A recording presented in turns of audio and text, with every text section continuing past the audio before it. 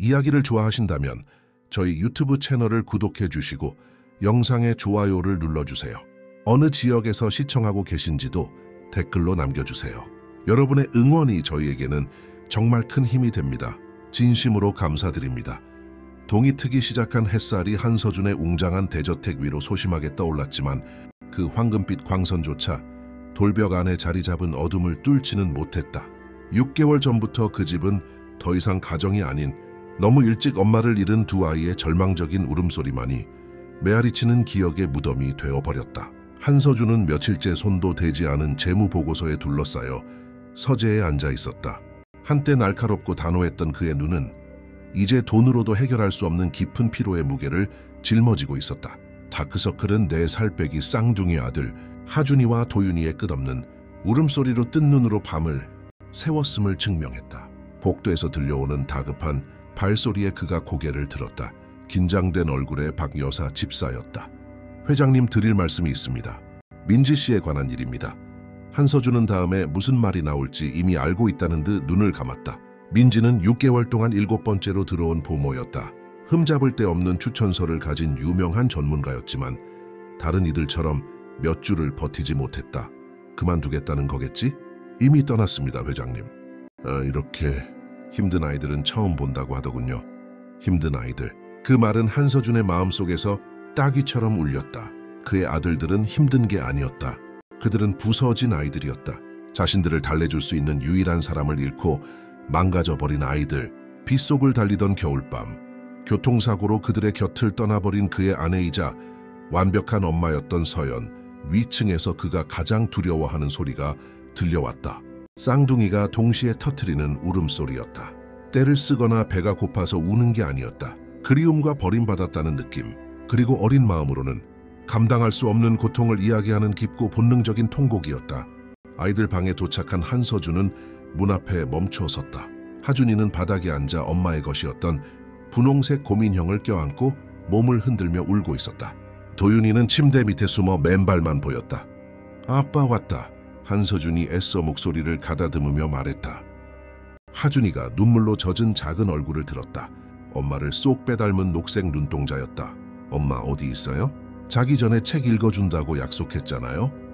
그 질문은 한서준의 가슴에 비수처럼 꽂혔다. 4살짜리 아이에게 때로는 운명의 잔인한 힘 때문에 약속이 깨지기도 한다는 걸 어떻게 설명해야 할까? 엄마는 여행을 떠나야 했어, 아들. 아주 먼 여행을. 그 도윤이가 침대 밑에서 기어나왔다. 우리가 잠들기 전에 돌아온다고 했어요. 엄마는 항상 돌아왔단 말이에요. 한서준은 두 아이 사이에 무릎을 꿇고 그들을 안으려 했지만 아이들은 몸을 피했다. 아기가 있어서가 아니었다. 그의 팔에서는 아이들이 알던 꽃향기가 나지 않았고 그들을 어루만져 주던 손의 부드러움이 없었기 때문이었다. 그는 자기 집에서 이방인이었다. 비즈니스 세계에서는 산이라도 옮길 수 있는 남자였지만 정작 제 아들들의 눈물 한 방울도 닦아주지 못하는 남자였다. 새벽에 전화벨이 울렸다. 보모 파견 업체였다. 한서준 회장님, 특별한 지원자가 한 명 있습니다. 정식 경력은 많지 않지만 뭔가 다른 점이 있는 분입니다. 추천서들이 대부분 감정적인 내용인데 마치 특별한 재능이 있는 것 같다고들 합니다.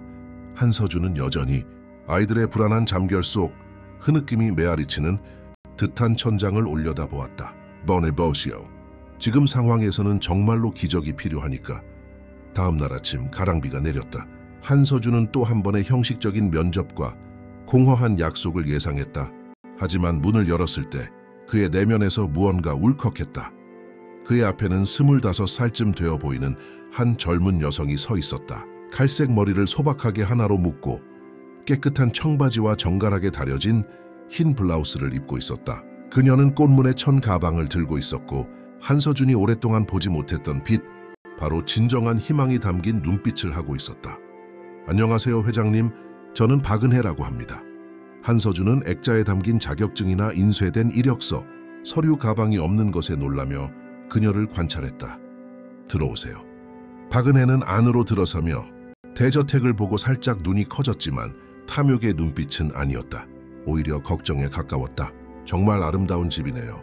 하지만 4살짜리 남자아이 둘이 있는 집치고는 너무 조용한 것 같아요. 그 지적은 너무나 정확해서 한서준은 하마터면 미소 지을 뻔했다.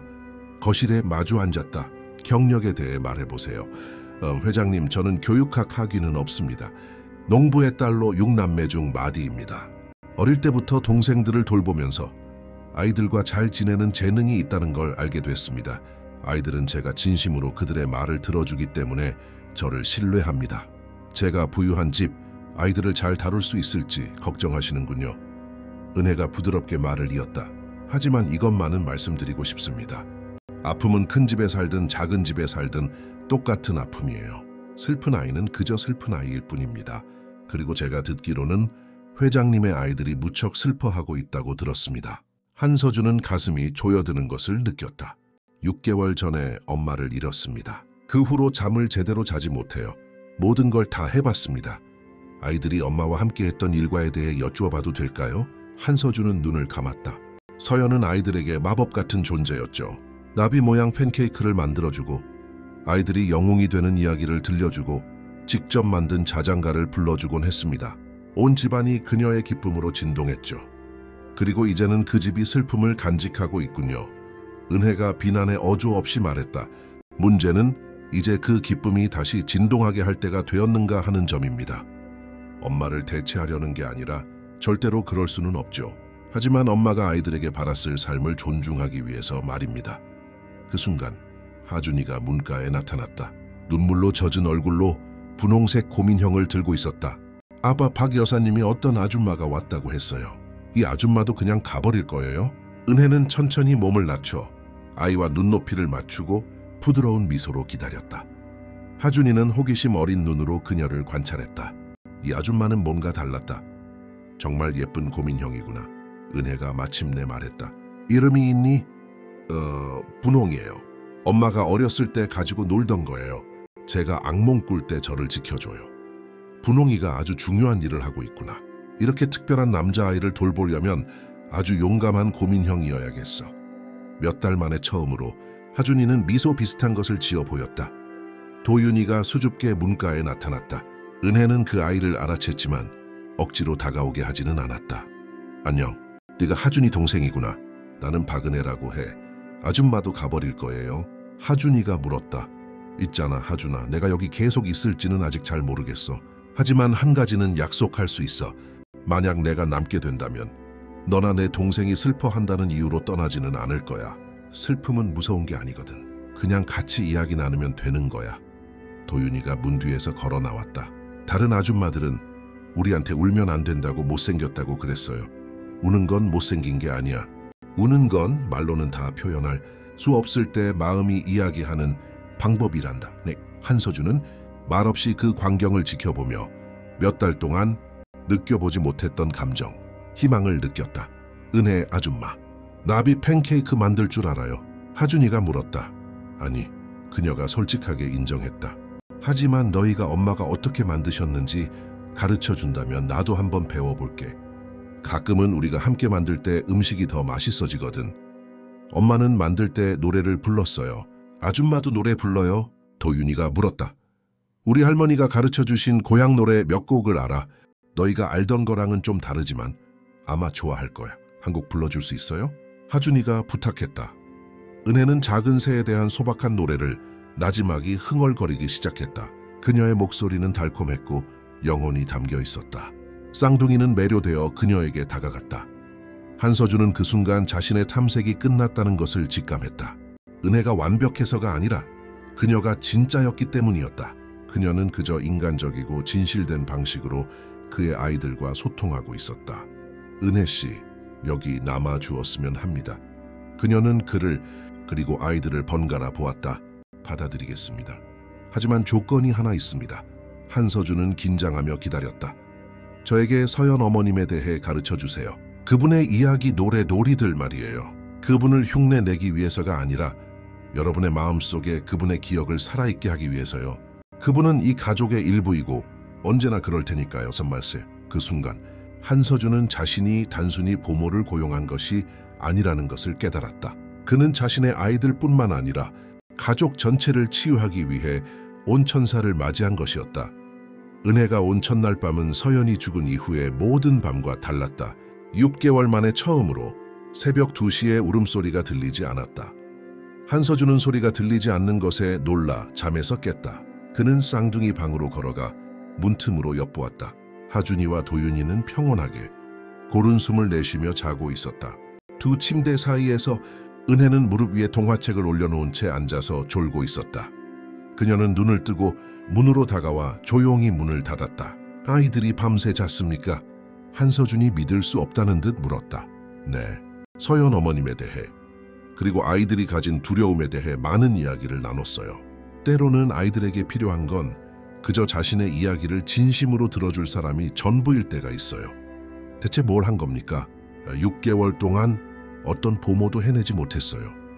저는 그냥 아이들과 함께 바닥에 앉아서 그리움에 대한 이야기를 들어주었을 뿐이에요. 하준이는 엄마에게 주려고 그린 마지막 그림을 매트리스 밑에 숨겨둔 걸 보여줬고, 도윤이는 항상 꾸는 악몽에 대해 털어놓았어요. 제가 그들의 슬픔을 판단하지 않을 거라는 걸 깨닫자 아이들은 안심하고 잠들 수 있었던 거예요. 나는 그런 것들을 몰랐습니다. 그가 인정했다. 나는 아이들의 아버지인데도 몰랐어요. 회장님도 고통스러우셨으니까요. 자신의 고통이 너무 크게 소리치고 있을 때는 아이들의 고통을 듣기가 어려운 법이죠. 그런 건 어떻게 배우셨습니까? 은혜는 그리운 듯 미소 지었다. 어머니가 제가 12살 때 돌아가셨어요. 어린 동생 5을 남겨두고 말이죠. 제가 그 아이들의 엄마가 되었어요. 아이들에게는 모든 것에 대한 해답이 필요한 게 아니라 그저 품어주는 것이 필요하다는 걸 배웠습니다. 그 후 며칠 동안 놀라운 변화가 일어났다. 은혜는 아이들의 눈을 통해 세상을 보는 독특한 방식을 가지고 있었다. 그녀는 하준이가 요리를 좋아한다는 것을 발견하고 함께 나비 팬케이크를 만들기 시작했다. 도윤이가 책에 관심을 보이자 그녀는 특별한 이야기 시간을 만들었다. 한서준을 가장 감동시킨 것은 은혜가 서연을 활동에 자연스럽게 녹여내는 방식이었다. 그녀는 죽은 엄마의 전통을 대체하려 하지 않고 그녀의 기억을 기리는 새로운 전통을 만들어냈다. 어느 날 오후 한서준은 현관에서 그를 멈추게 한 광경을 목격했다. 하준이와 도윤이는 은혜와 함께 쿠션과 담요로 요새를 만들고 있었다. 엄마는 이렇게 만들었어요? 은혜가 묻는 소리를 들었다. 아니요, 도윤이가 대답했다. 엄마는 다르게 만들었어요. 여기에 의자를 하나 놓았어요. 나한테 보여줘. 엄마가 너희에게 가르쳐준 방식으로 배우고 싶어. 한서준은 조용히 다가가 도윤이가 은혜에게 서연이 어떻게 쿠션을 정리했는지 가르쳐주는 것을 보았다. 그들의 목소리에는 슬픔 대신 그리움이 섞인 기쁨이 있었다. 서연 엄마는 정말 똑똑하셨구나. 너희는 엄마한테서 이렇게 많은 걸 배울 수 있어서 행운이야. 은혜가 말했다. 은혜 아줌마, 엄마가 지금 우리를 보고 있을까요? 도윤이가 물었다. 한서준은 숨을 죽였다. 나는 그렇다고 생각해. 엄마들은 우리가 볼 수 없을 때도 항상 자식들을 지켜보시거든. 그리고 엄마는 너희가 이렇게 씩씩하고 용감한 모습을 보면서 분명히 자랑스러워하고 계실 거야. 가끔은 아직도 슬퍼요. 하준이가 인정했다. 그래도 괜찮아. 슬픔은 갈 곳을 잃은 사랑이란다. 너희가 엄마를 그리워할 때 그건 엄마가 그만큼 소중했다는 뜻이야. 그건 아름다운 거지 못생긴 게 아니야. 한서준은 그들이 자신을 보기 전에 자리를 피했다. 그의 가슴은 벅차올랐다. 그는 자신의 방으로 올라가 몇 달 만에 처음으로 고통 없이 서연의 사진을 바라보았다. 그는 감사를 느꼈다. 그날 저녁 식사 시간에 하준이가 농담을 했고 도윤이는 너무 웃어서 거의 사례가 들릴 뻔했다. 아이들의 웃음소리가 식당에 울려 퍼졌다. 한서준은 다시는 들을 수 없을 것이라 생각했던 소리였다. 저녁 식사 후 한서준은 주방에서 은혜를 만났다. 은혜 씨, 당신이 우리를 위해 해주고 있는 일에 어떻게 감사를 표해야 할지 모르겠습니다. 감사하실 필요 없어요. 아이들이 저에게 주는 것이 제가 그들에게 주는 것보다 훨씬 더 많아요. 저도 제가 쓸모 있는 사람이라고, 어떤 가족의 일부라고 느낄 필요가 있었거든요. 한서준이 다가갔고 처음으로 그는 그녀를 제대로 보았다. 뛰어난 부모로서만이 아니라 거대한 마음과 깊은 지혜를 가진 한 여성으로. 당신은 더 이상 여기 직원이 아닙니다. 당신은 우리 가족의 일부가 되었어요. 그녀는 그를 그 맑고 선한 눈으로 바라보았다. 감사합니다. 그 말씀이 저에게는 상상 이상으로 큰 의미입니다. 석 달이 지났고 대저택은 완전히 변해 있었다. 복되는 웃음소리가 메아리 쳤고 냉장고는 알록달록한 그림들로 장식되었으며 주방은 집에서 만든 쿠키 냄새로 가득했다. 그 토요일 아침, 한서준은 정원에서 들려오는 웃음소리에 잠을 깼다. 은혜는 하준이와 도윤이와 함께 흙투성이가 된 채 해바라기 모종을 심고 있었다. 왜 해바라기예요? 은혜 아줌마, 하준이가 물었다. 해바라기는 항상 해를 찾아보거든. 날씨가 어떻든 상관없이. 언제나 빛을 향해 얼굴을 돌리지. 너희 둘처럼 말이야. 힘든 날에도 너희는 항상 웃을 이유를 찾아내잖아. 한서준은 아래로 내려가 그들과 함께했다. 몇 달 전에는 상상도 할 수 없는 일이었다. 아빠 와서 같이 심어요. 도윤이가 소리쳤다. 은혜 아줌마가 해바라기가 다 자라면 아빠보다 더 커질 거라고 했어요. 그들은 아침 내내 정원에서 흙투성이가 되어 웃고 추억을 만들며 보냈다. 한서준은 자신이 식물보다 은혜를 더 많이 보고 있다는 것을 깨달았다. 그녀가 아이들과 교감하는 방식은 순수한 예술이었다. 은혜 아줌마, 우리랑 영원히 같이 있을 거예요? 하준이가 물었다. 그 질문은 한서준에게 번개처럼 내리꽂혔다. 그는 그녀 없는 집을 상상할 수 없었다. 영원은 아주 긴 시간이란다. 하지만 내가 너희에게 필요하고 너희 삶의 변화를 만들어주는 동안에는 여기에 있을 거라고 약속할 수 있어. 만약 우리가 항상 아줌마를 필요로 하면요? 도윤이가 물었다. 그럼 그건 그때가 되면 다시 이야기해보자. 그날 오후 서재에서 한서준은 책을 읽고 있는 은혜를 발견했다. 회장님도 이 몇 달 동안 많이 변하셨어요. 그녀가 말했다. 더 많이 웃으시고 아이들과 장난도 치시고요. 어제는 서연 어머님이 그러셨던 것처럼 재미있는 목소리를 내시는 것도 봤어요. 당신이 나에게 다시 아버지가 되는 법을 가르쳐 주었소. 나 자신의 고통에 너무 깊이 빠져서 아이들과 어떻게 소통해야 하는지 잊고 있었으니까. 그들 사이에 침묵이 흘렀다. 한서준은 가슴속에서 타오르는 말을 하고 싶은 충동과 싸웠다. 은혜 씨, 내가 초인종이 울렸다. 박 여사가 긴장한 얼굴로 나타났다. 회장님, 문 앞에 어떤 젊은 남자가 박은혜 씨를 찾는다고 합니다. 약혼자라고 하더군요. 한서준은 세상이 멈추는 것을 느꼈다. 은혜는 창백해졌다. 최열수 씨, 여기 오면 안 되는데. 김철수 씨가 누구요? 제 전 약혼자예요. 제가 여기 오기 전에 파혼했어요. 그 사람이 잘 받아들이지 못했거든요. 몇 분 후 한서준은 은혜를 되찾으러 온 건장한 남자를 지켜보았다. 김철수는 30살쯤 되어 보였고 수수한 옷차림에 단호한 표정을 짓고 있었다. 은혜야, 이 미친 짓 그만하고 집으로 돌아가. 우리 결혼식이 다음 달이야. 이미 말했잖아, 철수 씨. 나 당신이랑 결혼 안 해. 결혼식 취소해. 너 미쳤어? 우리 인생을 버리고 여기 와서 부잣집 애들 보모 노릇이나 하겠다고? 한서준은 분노가 치밀어 오르는 것을 느꼈다. 이 남자가 감히 은혜에게 그런 식으로 말하다니. 철수 씨, 나는 장난하는 게 아니야. 나는 보살핌이 필요한 두 아이의 삶에 변화를 만들어주고 있어. 이건 나한테 사랑 없는 결혼보다 훨씬 더 큰 의미가 있어. 사랑이 없어? 은혜야, 우린 같이 자랐어. 그런 어리석은 풋사랑보다 그게 더 견고한 거야. 당신한테는 그럴지 몰라도 나한테는 충분하지 않아. 이봐, 말싸움은 그만하고 지금 당장 나랑 같이 가. 그가 은혜의 팔을 잡으려는 신용을 했다. 그 순간 한서준은 더 이상 침묵을 지킬 수 없었다. 박은혜 씨는 분명히 말한 것 같군요. 당신과 가고 싶지 않다고. 철수가 돌아섰다. 당신이 뭔데 끼어들어? 나는 한서준이요. 이 집의 주인이자 박은혜 씨의 고용주지. 내 집에서 누구도 그녀를 괴롭히는 것을 용납하지 않겠소. 고용주, 그래 분명히 그게 다겠지. 철수가 경멸적으로 말했다. 철수 씨, 그만해요. 은혜가 당황하며 말했다. 한 회장님은 언제나 저를 존중해 주셨어요. 박은혜, 일주일 주겠어. 그때까지 돌아와. 그 후에는 내가 직접 데리러 올 테니까. 그 말을 남기고 그는 떠났다. 은혜는 안락 의자에 주저앉았다. 이런 문제를 댁으로 끌어들여서 죄송합니다. 한서준은 그녀 옆 의자에 무릎을 꿇었다. 당신이 사과할 건 아무것도 없소. 하지만 왜 그 사람에 대해 말하지 않았습니까? 철수 씨를 떠난 건 단지 그 사람만의 문제가 아니었어요. 제 인생에서 더 많은 것을 원한다는 걸 발견하는 과정이었어요. 이 일자리에 대해 들었을 때 제 자신의 능력으로 무언가를 이룰 기회라고 생각했어요. 그리고 당신은 해냈소.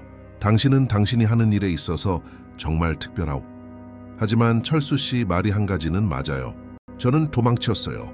제 모든 인생을 뒤로하고 떠나왔으니까요. 어쩌면 당신은 용감했던 거겠죠. 한서준이 말했다. 은혜 씨, 당신에게 할 말이 있습니다. 그녀는 그를 바라보며 기다렸다. 이 석 달 동안 당신은 내 아이들의 인생만 바꾼 게 아니오. 내 인생도 바꾸었소.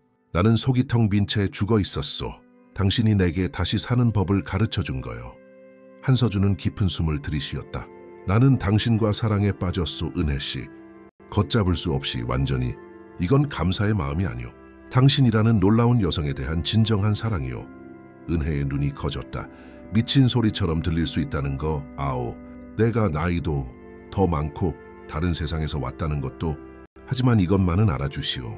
만약 언젠가 당신이 나를 단지 고용주가 아니라 당신을 사랑하고 당신을 행복하게 하기 위해 무엇이든 할 한 남자로 봐줄 수 있다면. 은혜는 갑자기 일어나 창가로 걸어갔다.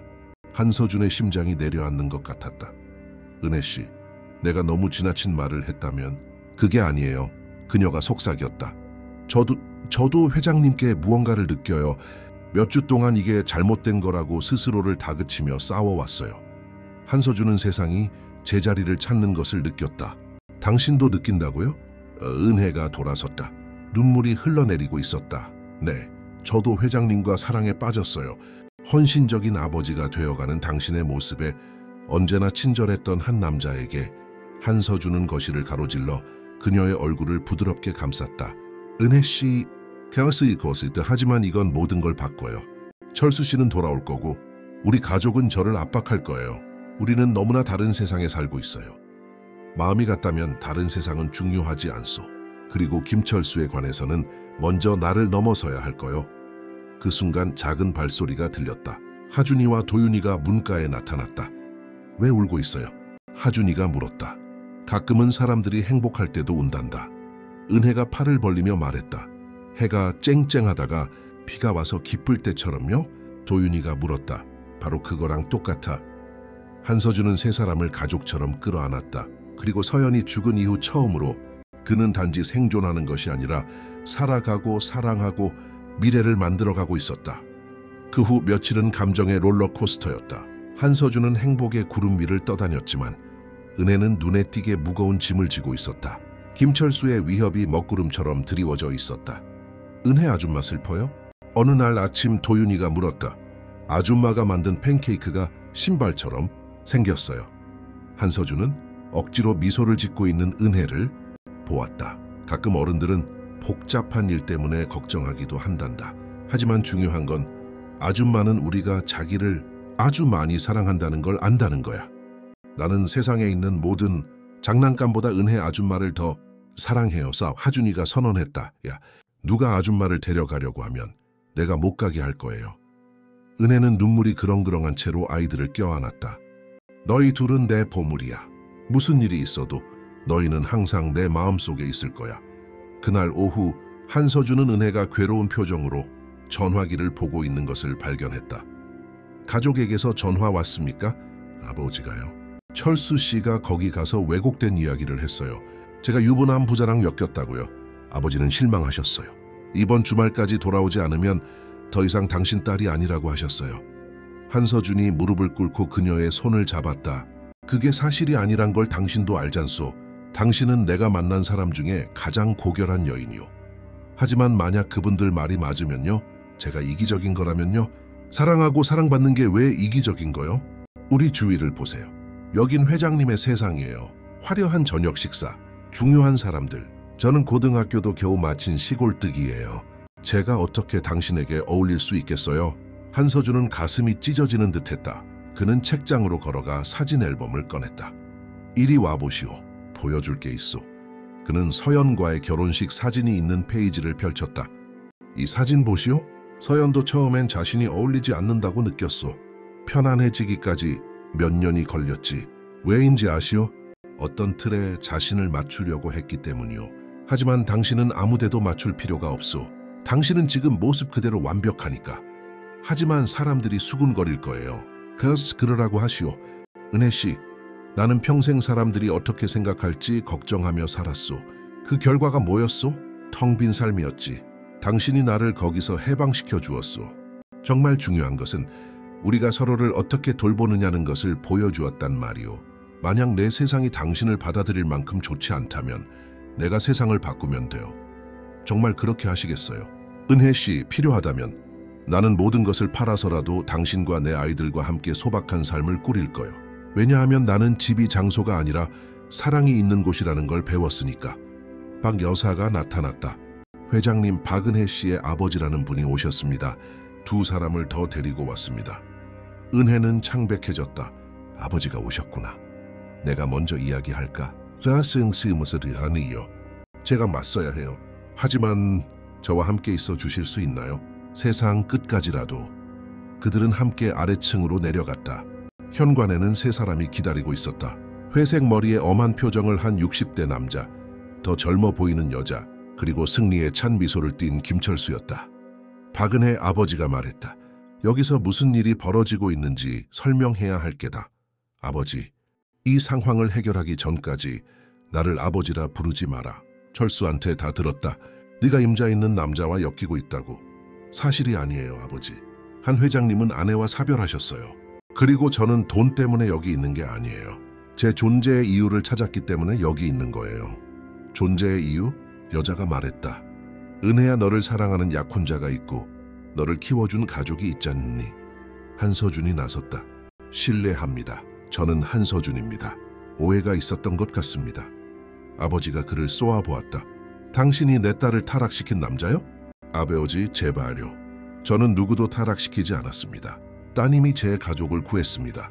제 아이들은 엄마를 잃었고 따님이 아이들이 다시 기쁨을 찾도록 도와주었습니다. 저는 세상 누구보다 따님을 존중합니다. 존중을 너무 해서 정혼한 약혼을 깨도록 유혹했나? 김철수가 말했다. 제가 파혼한 건 그 사람을 사랑하지 않아서예요. 은혜가 말했다. 한 회장님 때문이 아니라 제가 사랑 없는 결혼 이상의 가치가 있다는 걸 깨달았기 때문이에요. 사랑? 얘야, 너는 25살이고 평범한 집에서 자랐어. 이 남자는 돈도 있고 권력도 있지. 이게 잘 될 거라고 생각하느냐? 그 순간 겁에 질린 하준이와 도윤이가 나타났다. 은혜 아줌마, 이 아저씨들이 아줌마랑 싸우는 거예요? 하준이가 물었다. 은혜는 무릎을 꿇었다. 아니야, 내 사랑. 이분들은 나를 보러 온 우리 가족이야. 도윤이가 은혜의 아버지를 보았다. 아저씨가 은혜 아줌마 할아버지예요? 나는 얘 아빠란다. 그럼 아저씨는 운이 좋은 거예요. 은혜 아줌마는 세상에서 최고거든요. 악몽도 고쳐주고 나비 팬케이크도 만들어주고 우리가 울음을 그치게 하는 노래도 다 알아요. 아줌마는 우리 아빠도 다시 데려왔어요. 도윤이가 덧붙였다. 은혜 아줌마가 오기 전에는 아빠는 항상 슬펐어요. 이제는 우리 농담에 웃어줘요. 한서준은 그 말들이 은혜의 아버지 얼굴에 미치는 영향을 보았다. 은혜야, 언니가 말했다. 아무래도 우리가 차분하게 이야기 좀 해야겠다. 하지만 김철수가 폭발했다. 이 연극은 이제 그만해. 지금 우리랑 같이 가든지 아니면 내가 직접 끌고 가겠어. 그가 그녀의 팔을 거칠게 잡으려다 그들 사이에 선 한서준과 부딪혔다. 그 손 놔. 한서준이 권위가 실린 목소리로 말했다. 네가 나한테 이래라 저래라 할 수 없어. 내 집에서는 내가 할 수 있지. 그리고 은혜 씨는 스스로 결정할 자유가 있어. 하준이가 한 걸음 앞으로 나섰다. 아저씨, 왜 우리 은혜 아줌마를 데려가려고 해요? 아줌마는 여기서 행복해요. 우리는 아줌마 미소 보면 알 수 있어요. 그 순수한 질문이 천둥처럼 울려 퍼졌다. 은혜의 아버지는 딸을, 그리고 아이들을, 그리고 한서준을 번갈아 보았다. 한서준은 그 남자가 자신의 딸이 이용당하는 것이 아니라 사랑받고 있다는 것을 깨닫는 바로 그 순간을 보았다. 은혜야, 사실이냐? 네가 여기서 행복하냐? 은혜는 주위를 둘러보고 미소 지었다. 네, 아버지. 제가 살면서 가장 행복해요. 아버지는 그녀를 바라보았다. 딸아, 너는 너를 사랑하는 가족 품에서 자랐다. 그리고 저는 모든 것에 감사해요, 아버지. 하지만 저는 여기서 제가 진정으로 누구인지를 발견했어요. 단지 맏딸이나 남들이 정해준 대로 받아들이는 약혼녀가 아니에요. 여기서 저는 은혜예요. 두 아이의 삶의 변화를 만들어주는 여자. 그리고 한 좋은 남자가 그녀의 있는 그대로의 모습을 사랑하기로 선택한 여자. 김철수가 마지막 시도를 했다. 박은혜, 너 순진하게 굴지 마. 이 남자는 부자고 힘도 있어. 너한테 질리면 널 버릴 거라고. 그 말을 한 것은 하준이었다. 아저씨, 거짓말하고 있어요. 우리 아빠는 절대 은혜 아줌마를 버리지 않을 거예요. 아빠는 내가 내 분홍이 고민형을 사랑하는 것처럼 아줌마를 사랑해요. 영원히요. 도윤이가 합세했다. 그리고요, 누가 우리 은혜 아줌마한테 나쁘게 굴면 우리가 아줌마를 지킬 거예요. 우리는 이제 가족이니까요. 은혜의 아버지는 아이들의 눈높이에 맞춰 무릎을 꿇었다. 너희가 정말로 내 딸을 사랑하느냐? 다의 세상에서 제일요. 하준이가 말했다. 아줌마가 집을 행복하게 만들어요. 그리고 아줌마는 아빠가 이야기할 때 재미있는 목소리를 내는 법도 가르쳐줬어요. 꼭 우리 서연 엄마가 했던 것처럼요. 서연의 이름이 언급되자 아버지는 새로운 관심으로 한서준을 바라보았다. 아내를 잃었소? 약 6개월 전입니다. 저희가 고통 속에서 길을 잃었을 때 은혜 씨가 왔습니다. 그녀는 제 아내를 대체하려 하지 않았습니다. 과거를 존중하면서 미래를 만들어가는 것이 가능하다는 것을 가르쳐 주었죠. 아버지, 은혜가 말했다. 엄마가 항상 제 심장이 작은 마을에 있기에는 너무 크다고 하셨던 거 기억나세요? 언젠가 제가 이 모든 사랑을 다 쓸 수 있는 곳을 찾을 거라고 하셨잖아요. 남자는 기억하며 고개를 끄덕였다. 바로 여기가 그곳이에요. 이 아이들과 함께, 그리고 저를 제가 꿈꿨던 것 이상으로 봐주는 이 남자와 함께요. 엄마는 진정한 사랑은 우리를 자유롭게 한다고 항상 말씀하셨어요. 철수 씨는 저를 가두려 했지만 한 회장님은 제가 진정한 제 모습이 되도록 자유롭게 해줘요.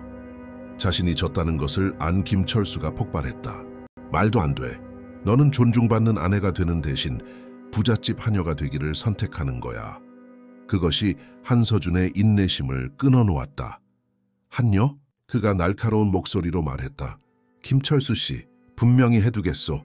박은혜 씨는 누구의 하녀도 아니오. 그녀는 내 가족을 구한 여자요. 그리고 만약 그녀가 받아준다면 내 아내가 되고 내 아이들의 새어머니가 되고 이 집의 안주인이 될 것이오.